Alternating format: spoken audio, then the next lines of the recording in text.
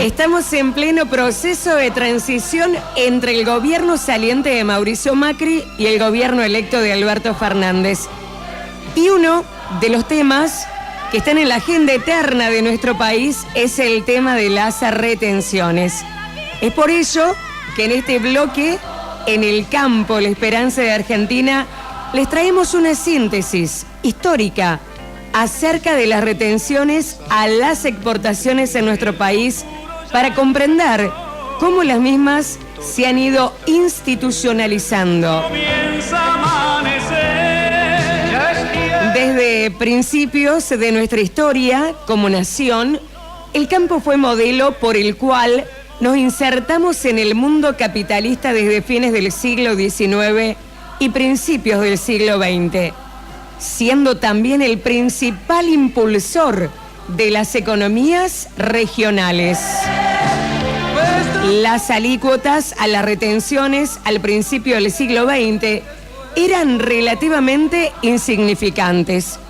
pero en la década del 30 se aplicaron para crear un fondo y con él contribuir a la construcción de elevadores de granos y compensar a otros sectores, considerándolo como un fondo de estabilización. Entre 1949 y 1952 se vivió una crisis estanflacionaria que Perón intentó contener con un plan de estabilización que consistió en un ajuste fiscal con limitaciones en los aumentos nominales de los salarios y la aplicación de controles de precios. En 1955, la inflación volvió a subir, produciéndose en el país muchas distorsiones de precios relativos tras más de 10 años de políticas intervencionistas y aislacionistas que habían creado cuellos de botella en sectores cruciales de la economía. Los tipos de cambio de exportación e importación se deterioraron casi continuamente, con una gran brecha entre el tipo de cambio paralelo y los tipos de cambios oficiales para importaciones y exportaciones. En 1955, durante el gobierno de la Revolución Libertadora, se reunificó el mercado cambiario mediante un decreto de octubre de 1955 y acompañando una fuerte devaluación del 260%, se establecieron retenciones de hasta el 25% del valor exportado de productos agrícolas, las cuales bajaron en 1956 y 1957 y casi desaparecieron durante el año 1958. Al principio del gobierno de Frondizi, la inflación se aceleró especialmente en noviembre de 1958, terminando ese año con un 32% de inflación contra un 25% de 1957. Y la brecha entre el tipo de cambio libre y oficial llegaba al 300%. Por ello, el 28 de diciembre de 1958 anunció un plan de estabilización y desarrollo en donde se fijaron retenciones para los principales productos agrícolas, ganaderos, del orden del 10 al 20%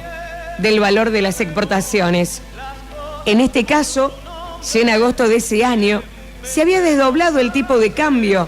y los exportadores de carnes y productos vacunos debían liquidar el producido de sus ventas al exterior en un 65%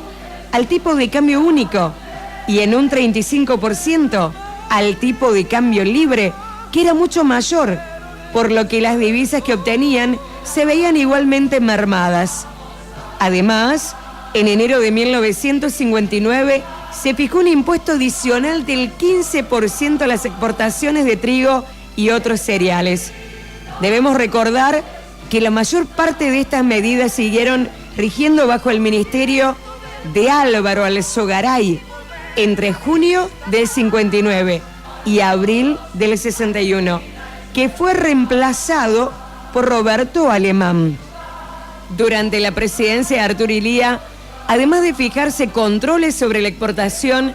por un decreto del 19 de abril de 1965, se puso en vigencia una retención del 13%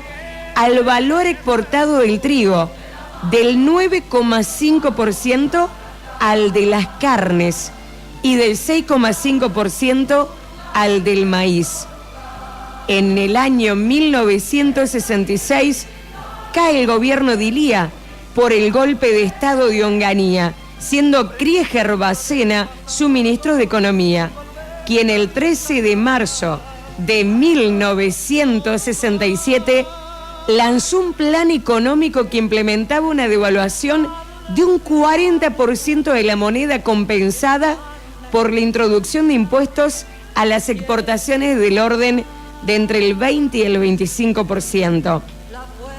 Durante la década del 70 se mantuvieron entre el 10 y el 15%. Fueron eliminadas durante la gestión de Martínez de Hoz y puestas nuevamente en la gestión de Roberto Alemán durante el gobierno de facto de Galtieri. Durante la década del 80 se mantuvieron en niveles altos, llegando a estar en un 25% durante el Plan Primavera, alrededor del 40% en mayo de 1989 y un 26% en 1991, año en que fueron eliminadas a partir del lanzamiento del Plan de Convertibilidad. En el año 2002, durante la gestión del presidente Eduardo Duhalde, estando al frente del Ministerio de Economía Jorge Arremes Lenikov, reemplazado luego por Roberto Lavagna,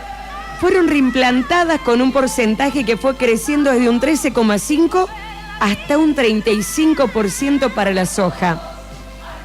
un 23,5% para el girasol, 28% para el trigo y 25% para el maíz, continuadas durante los 12 años del kirchnerismo, pasando en el año 2008 por la resolución 125 que trató de instalar las retenciones móviles sin topes máximos durante el primer gobierno de Cristina Fernández de Kirchner, con Martín Lustó como ministro de Economía, medida que luego fue desestimada por el Congreso de la Nación. Luego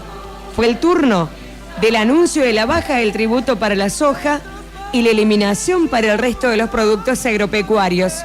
desde el inicio de la gestión del ingeniero Macri hasta la actualidad, que llegó hasta el 24%, las cuales fueron modificadas a un nivel de un 18% más el 12% sobre el valor de las mismas, hasta un máximo de 4 pesos por cada dólar exportado para la soja y el 12% hasta un límite de 4 pesos por cada dólar exportado para el resto de los productos agropecuarios. Ahora, después de las elecciones del pasado domingo 27 de octubre, no se sabe a ciencia cierta qué decisiones se tomarán en este sentido. Pero ya Alberto Fernández, no solamente después de convertirse en presidente electo, sino además en plena campaña, venía diciendo que el campo es una pieza fundamental para encender la economía. Si bien también ha indicado que Alberto Fernández buscará acercarse al campo con un plan para aumentar la productividad y las exportaciones,